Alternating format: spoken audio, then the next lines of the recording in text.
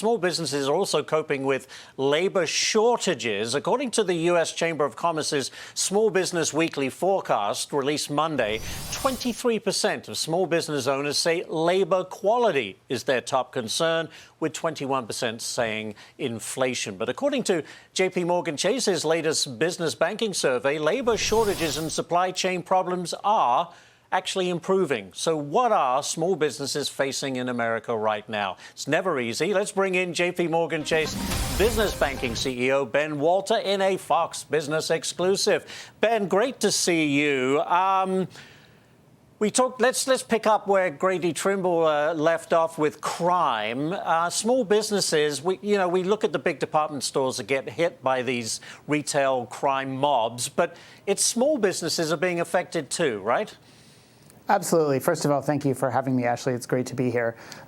Whatever affects big business affects small business. That's true, just like anything. Whatever affects society at large affects small businesses, because small businesses are everywhere.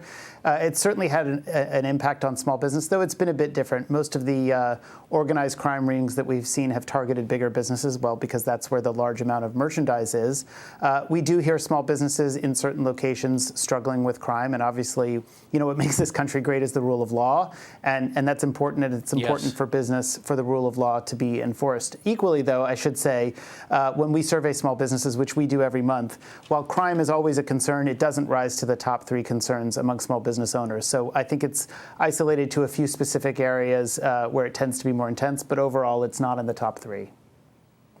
So top 3 would be what? Inflation, staffing, what else? The top 3 would be inflation, staffing, and supply chain issues. Those have been in the top 3 for the last 6 months. But it's worth noting that particularly while inflation concerns persist, and still about a third of small business owners are concerned about inflation, that is down slightly from where we were. The 2 that have really come down are supply chain and particularly staffing. For the first time in our survey in over 6 months, both of those are below 20% in terms of the rate of concern among small business owners. We haven't seen that in the past few months. Now, you do hear stories about the labor market softening, so you would expect to see some of that come through. And the question is how fast that happens. Seeing a softening and the ability to hire and to hire more quality is really important for small business owners. So I take that as an encouraging sign.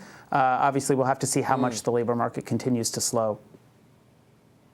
I wanted to talk about the consumer. I mean, this is the key thing here. We know they're feeling pinched. They're starting to pull back a little bit. They're looking for all the bargains. What's that done for the psyche of small business owners? Are they pulling back on spending themselves in anticipation that consumers will be holding back a little bit more? They are pulling back a bit, and where it's really manifesting itself is in terms of the price increases that they're able to put through. So when we survey our small business owners, what they say is they do see some pressure on profitability. And the reason they see that is because their wholesale prices continue to go up, but their ability to put those price increases through to consumers has become somewhat constrained. And that's normal for this part of the cycle. In some sense, that's part of what the Fed is trying to accomplish by raising rates and slowing down the economy to protect it from overheating. That's why you do see, inflation starting to come down a bit.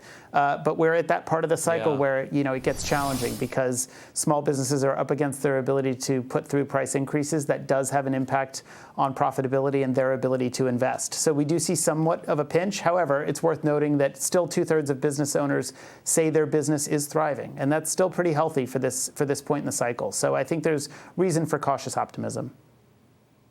That's good. We talk a lot about AI technology. It's starting to work its way into all facets of life, and I'm sure for small businesses as well.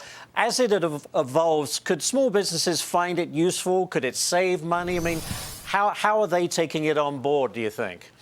Yeah, incredibly, 40% of small business owners say they plan to implement some kind of AI-driven technology in the coming year. It's a pretty high number for small businesses. A lot of these tools now are available more broadly.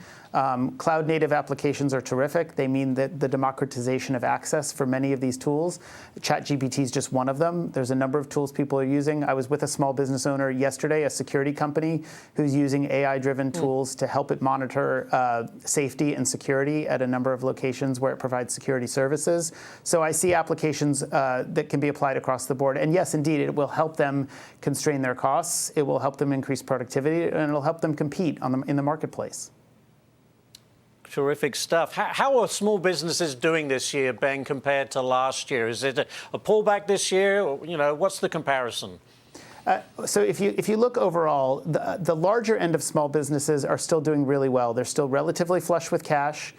They still see ample profitability. At the smaller end, there is more of a pinch. We have seen balances decline at the smaller end relative to where they were this time last year. They always feel the pinch first, so in some sense that's normal for this point in the cycle.